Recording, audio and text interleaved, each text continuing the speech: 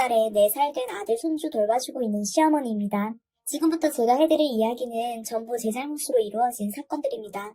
며느리가 저에게 인사를 온 순간부터 썩 마음에 든 건 아니었어요. 아들에게 몸이 약하다는 말을 만남을 가질 때부터 몇 번 듣긴 했었습니다. 그러다 보니 사소한 거 전부 챙기는 아들의 행동들이 탐탁지 않았죠.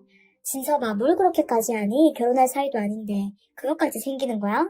너를 한평생 키워준 엄마한테나 선물해 줄 것이지. 그러다 헤어지면 무슨 소용이니? 아무리 진지하게 만남을 가지고 있다고 해도 요즘 네가 하는 행동은 좀 과하다. 엄마, 나 결혼할 거라니까요. 왜 자꾸 그렇게 말씀하세요? 저도 이제 한 여자만 바라보고 살 나이잖아요. 제가 결혼할 여자 몸에 좋은 음식 많이 먹여야 나중에 자식들도 숨풍숨풍 낳죠. 그리고 지은이의 집이 요즘 형편이 좀 어렵다 해요. 그래서 그런지 먹을 것도 제대로 못 챙기는 것 같더라고요. 아버지가 퇴근하시는 길에 교통사고로 세상을 떠나셨나 봐요. 그 뒤로 어머님도 건강이 좋지는 않은 것 같더라고요. 그래서 여태까지 병수발하고 있는 지은이가 너무 불쌍해요. 아버님이 돌아가시기 전까지 어머님이 돌봐드렸는데 이제 지은이가 어머님 돌봐드려야 하잖아요. 그래서 건강에 좋은 식품들 어머님과 함께 먹으라고 좀 더 신경을 쓰는 편이에요. 결혼하면 엄마도 너무 닥달하지 마세요. 스트레스가 건강에 제일 안 좋은 거 알죠? 아들의 어이없는 행동과 말투에 기분이 좋진 않았습니다. 너무 푹 빠져버린 아들의 눈빛에 한숨만 내쉬게 되었네요. 그러다 어느 날 청천벽력 같은 말이 아들의 입에서 떨어지고 저는 하던 설거지 그릇을 땅에 떨어뜨리면서 그 자리에서 얼음이 되고 말았습니다. 저와는 아무 상의도 없이 인사시키겠다고 무작정 집에 데리고 오면서 사건은 벌어지고 말았네요. 그래도 남편과 저는 좋게 넘어가려고 노력했고 남편이 울진 휴장 갔다 오면서 생선 몇 마리를 사와서 때마침 저녁으로 먹으려고 했는데 준비가 안 된 상태에서 아들은 전날에 아빠가 생선 사왔으니 맛있게 먹으라고 큰소리치고 있었습니다. 그 말을 듣고 있으니 그런 거 있잖아요. 해주려고 했거나 뭘 하고 있는 중에 뒤에서 강요하거나 뭘 해야지 않겠냐며 답답을 하면 정말 하기 싫어지는 거. 그래도 집에 처음으로 인사시키려고 데려왔는데 어떻게 그냥 보내겠나요? 그래도 나름 열심히 대게와 음식 될 만한 거 죄다 꺼내서 발에 불이 나도록 바쁘게 움직이기 시작했어요. 어머님, 제가 뭐 좀 도와드릴 거 없나요? 미리 말씀도 안 드리고 와서 정말 죄송해요. 뭐 하면 될까요? 아직 결혼도 안 했고 우리 집에 손님으로 왔는데 내가 어떻게 시키고 물을 묻히게 하겠어? 소파에 앉아서 기다리고 있다가 다 준비되면 그때 부를 테니까 집 구경하면서 대화도 좀 나누고 오래 걸리지 않을 거니까. 그런데 정말 미안했는지 제 옆에서 뭐든 도와주려고 음식 준비하면서 나온 음식물을 치우더니 냉장고에서 이것저것 살펴보는 도중에 빠르게 자리 잡고 재료 손질을 도와주고 있었습니다. 저렇게까지 하는 모습을 보니 제 마음이 조금은 풀어지고 있었고 음식 준비를 하면서 이런저런 대화를 하다 보니 꽤 괜찮은 여자구나 생각하며 그래도 이것저것 도와주는 바람에 음식 준비가 더 일찍 끝나게 되었어요. 그렇게 넷이 둘러앉아 서로에 대해 알아가며 분위기는 점점 좋아지고 있었고 성격은 싹싹하니 어른을 공경할 줄 아는 모습이 가식적이 아닌 진실된 모습으로 다가와 마음은 놓였습니다. 철이 없는 아들이라고 생각했는데 그래도 처음 얼굴 보는 자리고 몇 마디 대화 나누다 보니 인성은 괜찮은 것 같아 정말 결혼할 수도 있겠다는 마음이 들기 시작했네요. 그리고 둘의 만남은 꽤 오랫동안 지속이 되어 왔고 무엇보다 신중하게 생각하는 아들의 모습에 처음에는 결혼 빨리 한다고 말하더니 사랑이 금세 식은 건지 집에 올 때마다 했던 말은 어느새 사라지고 아들의 얼굴에는 걱정으로 가득했습니다. 하루에 한 번은 결혼하겠다고 노래를 부르고 다니더니 이제 사랑이 식은 거니 요즘 결혼한다는 말을 통하지를 않네. 그런 거 아니에요. 저 아직도 지은이 많이 사랑해요. 그런데 문제가 하나 있어서 그렇죠. 저도 이것 때문에 걱정이 정말 많다고요. 무슨 일이 있어? 고민을 나누다 보면 해결책이 분명히 나온다. 엄마한테 할 수 있는 얘기면 한번 말해봐. 혹시 아니? 해결될 수도 있을지도. 그게 지은이 어머님께서 많이 위독하세요. 그러다 보니 요즘 집안이 말이 아니에요. 오늘 내일 하시는 것 같아요. 그게 정말이니? 얼마나 위독하시길래 병원에서는 뭘 하는데? 치료하면 좋아질 수 있고? 아니요, 아무래도 힘들 것 같아요. 위암이신데 꽤 오랫동안 치료받아 오셨지만 아버님 돌아가시고 치료가 느려지게 되었는지 상황이 많이 힘들어진 것 같아요.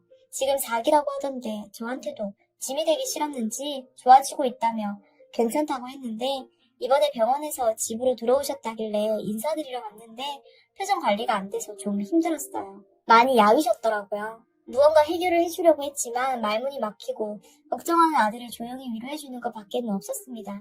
결국 며칠 후 장례식장을 가게 되었고 영정 사진을 보며 하염없이 오열하고 있는 지은이를 보게 되었습니다. 그렇게 아들은 옆에서 장례가 끝날 때까지 곁에서 함께 있어줬고 며칠 후 얼굴이 반쪽이 된 상태로 집에 들어왔어요. 많이 피곤했는지 한참을 자고 일어나 할 말이 있다며 저와 남편을 거실로 부르더니 지은이와 결혼하고 싶다고 예전과는 다른 눈빛으로 저희를 바라보면서 진심으로 대화를 이어나가기 시작했습니다. 장난으로 툭툭 내뱉던 말들을 진지하게 이야기하는 걸 보고 아들이 이제야 결혼할 마음이 생겼다는 걸 느끼게 되면서 남편과 저는 허락해 주었습니다. 그렇게 가족들 위주로 작은 규모의 결혼식이 진행됐고 저희 집 근처에서 신혼집을 구해서 평범하게 지내고 있었습니다. 그런데 문제가 조금 있었죠. 며느리가 워낙 몸이 약하다 보니 아이 소식이 생각보다 느렸습니다. 둘 다 적지 않은 나이라 바로 아이를 가질 거라고 계획을 했었는지 점점 조급해지는 게 보였고 정밀 검사를 받아본 결과 불임 판정을 받게 되었습니다. 가능성이 있냐고 물어봤지만 결국 의사의 답은 가능성이 제로에 가깝다는 말뿐이었고 만약 임신이 된다면 그 가능성은 로또에 당첨이 될 만큼 아주 희박하다면서 더 이상 다른 답변은 해주지 않았습니다. 며느리는 그 자리에서 오열했고 아무 말 없이 등을 쓰다듬어 주면서 저 또한 주저앉았습니다.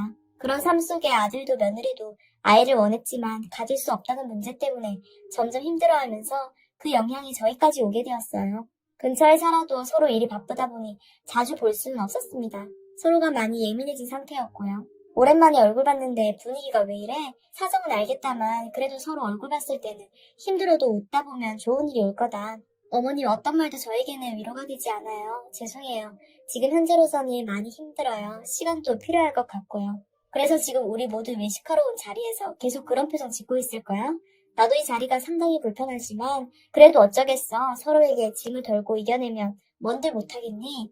너만큼 나 또한 너를 며느리로 받아들이는 거 정말 쉽지 않았다. 그런데 왜 너 혼자만의 입장을 생각하는 거야? 처음부터 몸이 약하다는 거 알고 있을 때부터 예상은 하고 있었지만 그렇다고 진짜 현실이 될 거라고는 나는 생각 못했다. 하루에도 몇 번씩 정신적으로 힘들어하는 우리 아들을 볼 때마다 내 가슴은 얼마나 찢어지는지 알고는 있니? 너 혼자만 생각하는 속 좁은 며느리 볼 필요 없다. 아기도 못 가지면서 뭐가 잘났다고 그런 식으로 말하는 거니? 결국 해서는 안 된 말이 제 입으로 나오게 되면서 오래간만에 모이게 된 식사 자리니 결국 며느리와 저의 높아진 언성으로 인해 최악으로 치닫게 되었습니다. 그렇게 서로에게 상처만 남겨둔 채 각자의 집으로 돌아갔고 한동안 연락 없이 지내면서 아들이 통해 며느리의 상태에 대해서 물어보며 걱정되는 마음을 가지고 있었지만 싸웠을 때 말했던 그때의 말들을 참 아쉽게 사과하지는 못했습니다. 저도 감정이 좋은 건 아니었으니까요. 그래도 언제까지 이런 식으로 계속 지내야 할지 몰라 큰 마음 먹고 며느리가 쉬는 날 집으로 찾아갔습니다. 제가 오는 걸 별로 원하지 않았지만 그래도 제가 어른이기에 먼저 가서 이 상황들을 좋게 해결하고 싶어 현관문을 두드렸고 안 좋은 표정을 애써 숨기면서 문을 열어줬네요. 그렇게 조용한 거실에서 눈은 아무 말 없이 다른 곳을 향하며 한동안 앉아있다가 제가 자리에서 일어나 신혼집을 구경하며 자연스럽게 입을 열었어요. 그래도 제가 한 말에 하나하나 대답을 해줬고 말 실수한 거에 대한 사과를 먼저 하게 되었습니다. 그러니 며느리도 저에게 그때의 잘못에 대해 사과를 하게 되었어요. 한번 말문이 터지니 며느리와 저는 다시 예전처럼 돌아가는 듯 했지만 아이에 대한 갈망에 서로는 다시 침묵으로 돌아가게 되었습니다. 부모님 두 분 다 돌아가시고 결혼을 했지만 어딘가 모를 허전함이 컸는지 절대 포기하지 않을 거라며 단호한 입장을 밝혔고 언젠가 기적이 일어날 거라고 격려를 해주며 며느리를 위로해주고 집으로 돌아왔습니다. 그리고 몇 달의 시간이 흐르고 아들에게 전화가 와서 받게 되었는데 임신에 성공했다는 충격적인 말을 듣게 되었어요. 너무 기쁜 나머지 축하해 주려고 집으로 찾아가려 했지만 아들에게 오지 말라는 소리를 듣게 되었고 그 말에 너무 놀라 왜 가면 안 되냐고 물어보니 위선될까봐 두려움에 아무도 드러내고 싶지 않다는 말을 하면서 그 누구도 집에 들어오지 못하게 하고 있다며 이해해달라고 하고서는 전화를 끊었습니다. 그렇게 며느리의 몸 상태도 알지 못한 채 걱정되는 마음이 점점 커졌고 며느리는 매달 보내는 사진 한 장으로 안심을 하라며 자신의 몸 상태를 문자로 보내줬습니다. 한 달에 한 번씩 보내주는 문자를 보며 애가 타고 불안해하는 마음 이해할 수는 있었지만 이렇게까지 하는 건 아닌 것 같아 불시에 찾아가봐도 절대 열어주지 않는 며느리 행동에 점점 화가 나기도 했지만 기적처럼 다가온 아이를 생각하면 불안해하는 것도 이해가 돼 그냥 반찬통만 문 앞에 두고 돌아가기 일쑤였네요.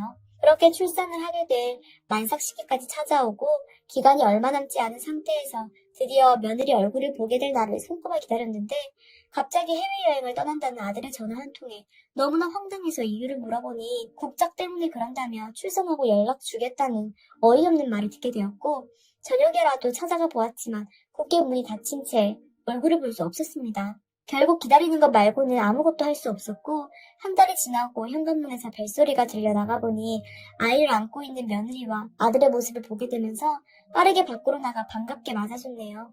정말 이쁜 아기였고 힘겹게 태어난 만큼 활짝 웃는 모습으로 아들이라며 저에게 건네주었는데, 우렁찬 울음소리가 거실에 울려 퍼지면서 웃음소리가 끊이지 않았습니다. 고생했다며 제 눈에 눈물을 흘렸고 다음날부터 신혼집에 찾아가 아기를 돌봐주기로 결정을 지었어요. 매일 아침에 일어나 저녁이 될 때까지 며느리와 함께 있으면서 집안일과 육아에 대해서 최선을 다해 도와주었습니다. 그런데 예상하지 못했던 엄청난 일이 밝혀지게 되었고, 그 충격에 하루하루가 견디기 힘들었습니다. 어떻게 그런 일까지 꾸밀 수 있는 건지 아들에 대한 배신감 또한 엄청났었네요. 어느 날 청소기로 이리저리 구석에 쌓여있던 먼지들을 빨아들이고 있었는데요. 안방 침대 밑에 무언가 덜컥거리는 소리와 함께 청소기에 달라붙어 나오지 않자 손을 넣어 침대 밑에 물건을 꺼내게 되었는데, 제 손에 딸려 나온 물건은 다름 아닌 임산부 체온복이었습니다. 이게 왜 침대 밑에 있는 건지 이해할 수 없었으나 그동안 아들과 며느리가 했던 행동들을 보면 충분히 납득할 만한 일이었어요. 그리고 며느리가 안고 있는 아기는 아들의 친자가 아니라는 명확한 증거가 되는 물건이었습니다. 저는 덜덜 떨리는 손으로 임산부 체온복을 들고 거실로 나왔고, 이 물건이 뭐냐고 떨리는 목소리로 물어보니 며느리도 전혀 예상을 하지 못했던 건지 급하게 체온복을 숨기려 했지만, 제가 며느리의 팔을 붙잡고 정확하게 말하지 않으면 가만두지 않을 거라고 소리치며 화를 내기 시작하니 결국 며느리는 털썩 주저앉으면서 모든 걸 털어놓았습니다. 죄송해요 어머니, 그러려고 한 건 아니에요. 어머니 실망시켜드리고 싶진 않았고 이렇게라도 아기가 보고 싶어서 남편과 함께 결정해서 된 거예요. 혼자만의 결정은 아니었다고요. 지금 저희는 너무나도 행복하고 입양하기를 잘했다고 생각해요. 그러니 넓은 아량으로 저희를 이해해주세요. 낳은 정보다 키운 장이 더 애틋하고 크다면서요. 그러니 제발 이 아이와 함께 지내게 해주세요. 이 아이 없으면 저는 이제 못 살아요. 행복하게만 산다면 그걸로 된 거잖아요. 잘 키울 자신 있어요. 정말이에요. 그렇다고 감쪽같이 속여? 그럼 그전부터 계획하고 있었다는 건데, 그 시간 동안 충분히 대화할 수 있는 시간이었는데 지금 내 입장에서는 하늘이 무너지고 이 상황을 쉽게 받아들일 수 없을 것 같구나. 너희들이야 좋으면 그만이지. 아무리 불임이라도 남의 집 아이 데려와서 키운다는 건 나는 이해할 수 없다. 지금은 너무 충격이 크니 나중에 다시 얘기하자. 그렇게 며느리에게 듣게 된 충격적인 말들에 더 이상 어떤 말도 하고 싶지 않아 받아들여달라고 애원하는 며느리를 뿌리치며 집으로 돌아왔습니다. 그리고 남편에게도 이 사실을 알렸고 너무나 놀랐죠. 아들에게 전화해서 모든 상황을 듣고 싶다며 집으로 들어오라는 말에 퇴근 후 집에 와서 그동안 있었던 일에 대해서 충분하게 설명을 해주었어요. 이 결정은 며느리가 아닌 아들이 내린 결정이었고, 그걸 며느리도 처음에는 받아들이지 못했으나 고아원에 가고 이제 막 태어나 도움의 손길을 내밀고 있는 아이를 보고 며느리도 마음의 문을 열어 입양 결정을 하게 됐다면서, 그동안 철저하게 숨기며 연기를 하고 있었는데 양심에 걸려 정신적으로 괴로워 어떻게 말을 해야 할지 몰라 걱정하고 있던 찰나 제가 알게 되었고, 결국 모든 걸 털어놓게 된 거라며, 쉽게 결정한 게 아니니 며느리와 아들이 내린 결정에 대해서 존중해달라며 고개를 떨구고 있는 모습에 결국 이해해주기로 했어요. 저의 결정보다 둘의 결정에 존중을 해줘야 하고 그동안 많은 고민을 했다는 걸 둘의 대화 속에서 충분히 느낄 수 있었습니다. 그렇게 아들과 함께 다시 며느리 집에 들어갔고, 쉽게 내린 결정이 아닌 만큼 앞으로 행복하게 잘 살라며 며느리를 위로해주며 안아주었습니다. 이제야 제자리를 찾은 것 같았는데, 제가 이 문제를 걸고 넘어진다면 그에 따른 희생의 대가도 치러야 한다는 걸 알고 있었기 때문에 며느리의 어려운 결정을 존중해 주었습니다. 아직 젊은 나이에 쉽지 않았을 텐데 존경스럽기까지 했어요. 그리고 며느리와 아들과 함께 아기를 입양한 고아원에 갔는데 정말 많은 신생아들이 있었고, 아직까지 선택받지 못한 부모를 기다리며 울고 있는 아기들을 보니 너무 가슴이 아팠네요. 그리고 아들은 아기를 한 명 더 입양할 계획을 가지고 있었고 나중에 같이 오자며 작년에 약속까지 했는데 그날이 바로 오늘이네요. 정말 많이 떨리고 어떤 아기와 또 다른 인연을 만들어갈지 너무나 기대되면서 걱정도 되네요. 저희 가정에 좋은 일만 있으려고 하나 봅니다. 언제나 사랑과 축복이 아들과 며느리에게 함께하기를 바랄 뿐입니다. 여러분들께서도 두 사람의 결정에 응원의 한마디 해주시면 정말 고맙겠습니다. 경기도 어려운 이 시점에 하시는 일 잘 풀려서 좋은 일 가득하시길 기원합니다. 제 사연 읽어주신 분들 언제나 행복하세요. 감사합니다.